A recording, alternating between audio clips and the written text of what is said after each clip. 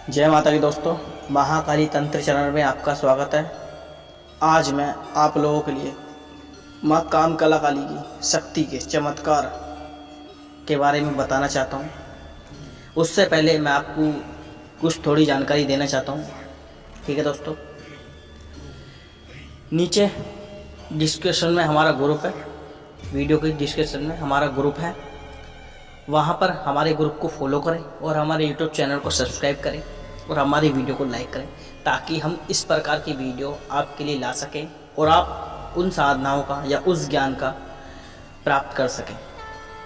ठीक है दोस्तों, अब मैं आपको बताता हूँ कि कुछ मेरे पास मैसेज आए थे मेरे कुछ भाइयों के, जिन्होंने मुझे लिखा था कि गुरुजी, पहले हमारे पास साधना थी, शक्ति थी, महाकाली की सिद्धि हमने कर रखी है, लेकिन पता नहीं कुछ समय से हमारे गुरु से हमारे कांटेक्ट नहीं हो पा रहे और हमारी शक्ति जो भी हमने साधना की है उसका हम इस्तेमाल नहीं कर पा रहे। तो उन्हें ये लगता है कि उनकी शक्ति किसी ने बांध दी है या उनकी शक्ति उनसे छिन गई है।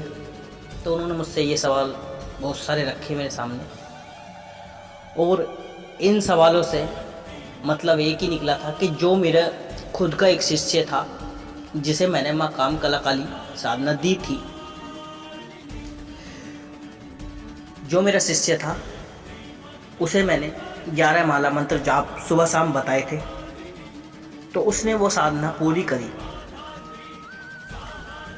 पूरी सिद्धि प्राप्त होने के बाद उनने 1.25 लाख से ऊपर जाप कर दिया था, तो उसके पास पूरी सिद्धि प्राप्त हो गई थी। ठीक है दोस्तों, उस साधना का वो लाभ उठा सकता था।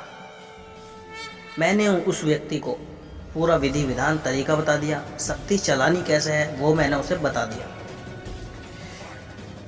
उस व्यक्ति ने कुछ जो माँ कामकला काली की साधना थी, उस साधना से कुछ गलत प्रयोग करने शुरू कर दिए शुरू में ही, क्योंकि जब किसी व्यक्ति के पास साधना आती है तो सबसे पहले उसके अंदर अहंकार जागता है और वो उस अहंकार में बहुत सारे काम गलत कर देता है।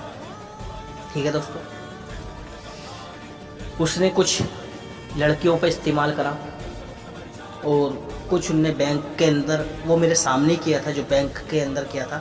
बैंक का जो मैनेजर है, जो कैश देता है पैसे, वहाँ उसने चेक भरा 5,000 का, लेकिन उसने जो माँ कामकला काली के मंत्र पढ़ के सामने वाले व्यक्ति का जो दिमाग को हैक करा, उसे पता नहीं चला कि उसे कितने रुपए देने हैं कितने नहीं। उसने पैसे गिनता चला गया। वो ये बात मेरे सामने की थी, क्योंकि 5,000 का चेक उन्होंने मेरे सामने ही भरा था और जो मैनेजर था वो पैसे गिनता जा रहा था।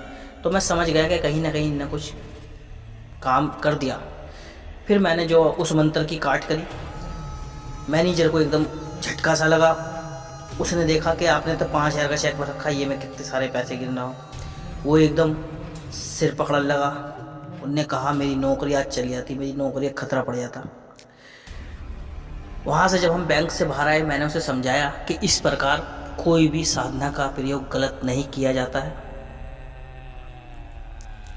मन की, यदि आप इस तरह प्रयोग करोगे तो साधना आपसे छिन जाएगी या माता आपसे रुष्ट हो जाएगी। मैंने इस तरीके से उसे समझाया, लेकिन वो फिर भी नहीं माना। उसने सोचा कि गुरुजी मेरे साथ थे, उन्हें आज इसलिए पता चल गया। उसने फिर कुछ अंदर पार्टी थी, उनके घर में वो गया, अच्छे संबंध बनाए वहाँ पर जाकर। वहाँ की जो लेडीज़ें थी, उन लोगों पर उनने वशीकरण इस्तेमाल करा माता की शक्ति से। उस वशीकरण में वो सफल भी हो गया। फिर मुझे धीरे धीरे और लोगों से पता चली कि उसने कुछ बहुत सारे काम गलत कर दिए हैं। जब उसके ज़्यादा चर्चे होने लग गए, तो दोस्तों मैंने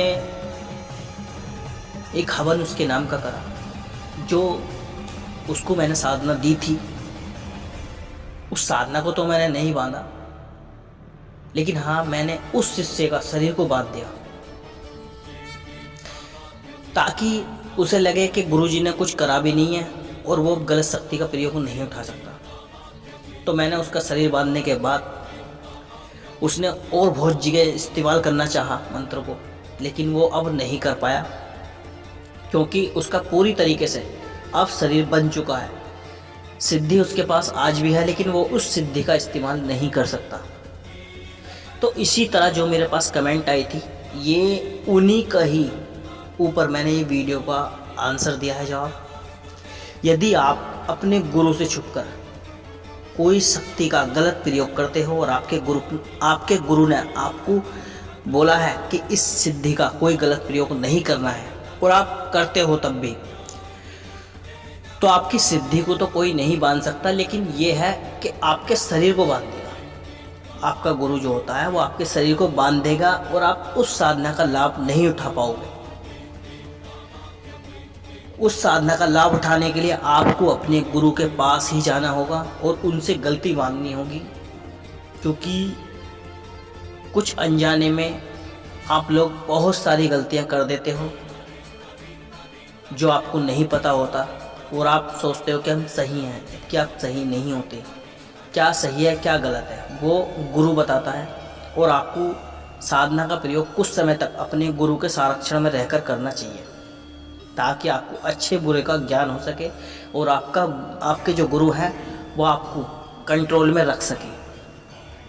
ठीक है दोस्तों, तो ये मेरी छोटी सी जानकारी थी जो मैंने अपने शिष्य की बताई है, और जो कुछ लोगों के कमेंट हैं उनके बारे में भी मैंने बता दिया है इस वीडियो में। मिलता हूँ अगली वीडियो में, तब तक के लिए दोस्तों जय माता दी।